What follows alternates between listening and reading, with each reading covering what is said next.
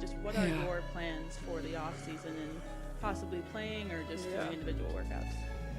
Yeah, I mean, probably take a little bit of a break here, just for maybe a week. I don't really want to lose a ton of the stuff I've worked on, and just trying to get my body back to full health. There's some The internet has been in absolute meltdown mode for the past 48 hours. And if you've been following the trajectory of women's basketball, even casually, you already know why. Rumors began flying at Caitlin Clark, the undisputed face of the sport and the rookie who single-handedly changed the economic reality of the WNBA, had finally had enough of the disrespect. The chatter suggested she was packing her bags for a different roster, a different city, or maybe even a completely different league. We've seen the headlines. We've seen the leaked offers. And now, we finally have clarity. After a season defined by hard fouls, jealous rivals, and a league establishment that often seemed to resent her very existence, Caitlin Clark has officially made a move that alters the landscape of the sport. But is she really leaving Indiana for good? Or is something much bigger happening behind the scenes that casual fans are missing? To understand why this new team news is shaking the sports world, you have to look at the battlefield she just survived. From the moment Caitlin stepped onto a WNBA court, it was never just basketball, it was open warfare. Veterans who spent years saying they wanted the game to grow suddenly delivered cheap shots, hip checks, and unnecessary hard fouls the moment the cameras followed Caitlin. It felt coordinated, it felt personal, and it was ugly. The most infamous moment came during the Chicago Sky game. The ball wasn't even in play.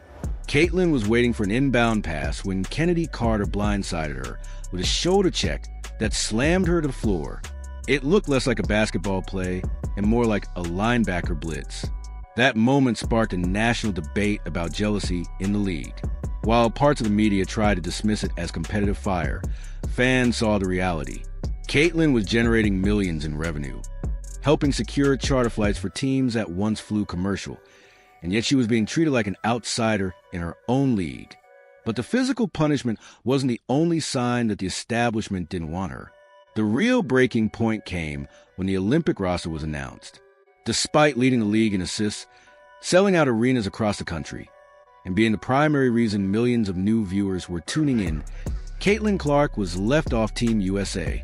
Officials cited experience and seniority, but fans and insiders believed it was personal. They didn't want a Caitlin Clark show to overshadow veterans waiting for their Paris moment. That snub didn't just sting, it sent a message. No matter what she did, the old guard wasn't ready to fully embrace her. The image of Team USA playing in half-empty arenas, while Caitlin stayed home preparing to shatter records, became the ultimate irony. That's when the outside offers started rolling in. While the WNBA debated her value, other organizations were ready to empty the vault to pull her away. First came Ice Cube and the Big Three League.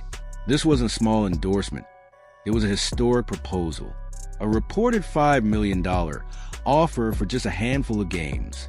To put that into perspective, Caitlin's WNBA rookie salary was around $76,000.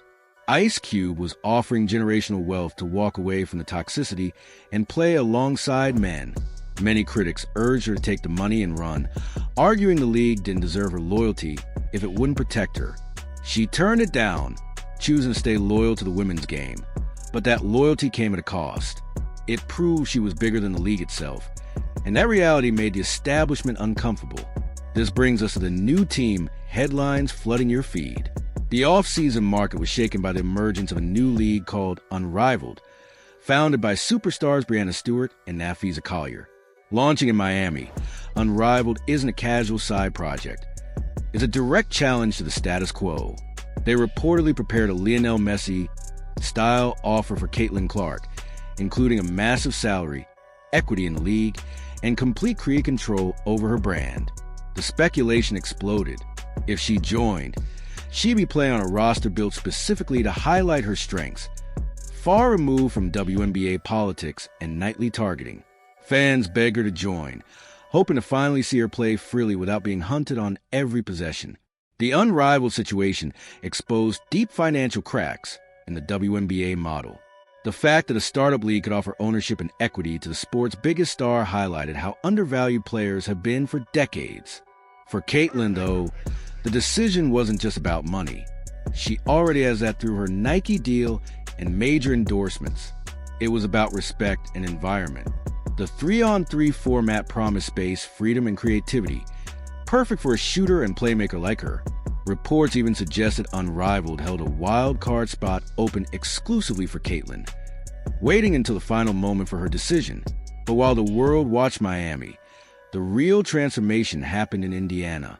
The Fever front office finally woke up after months of watching their star get battered with no adjustments and losing games they should have won.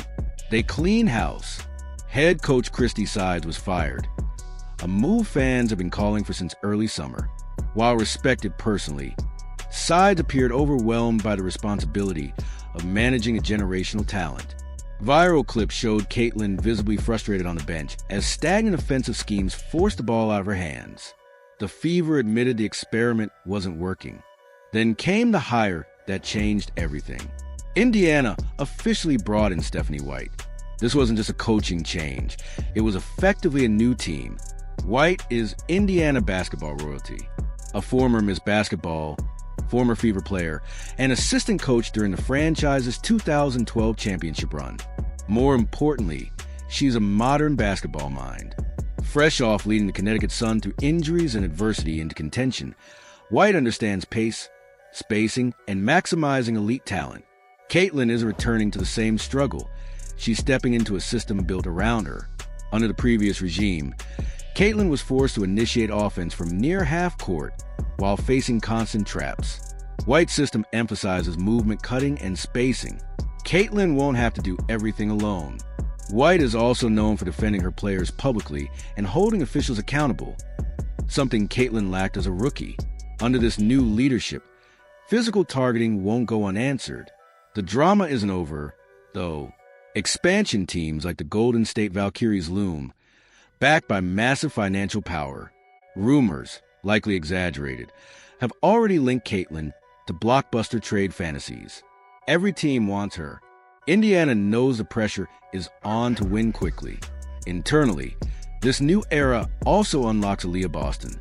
After early chemistry struggles caused by a confusing system, Boston and Clark developed a lethal pick and roll late in the season. With a coach who excels at developing post players, the duo has the potential to dominate the league. The roster didn't change, but the usage will. There were also whispers of a league-wide player backlash. Comments from legends questioning her records and warning that reality is coming felt less like advice and more like resistance.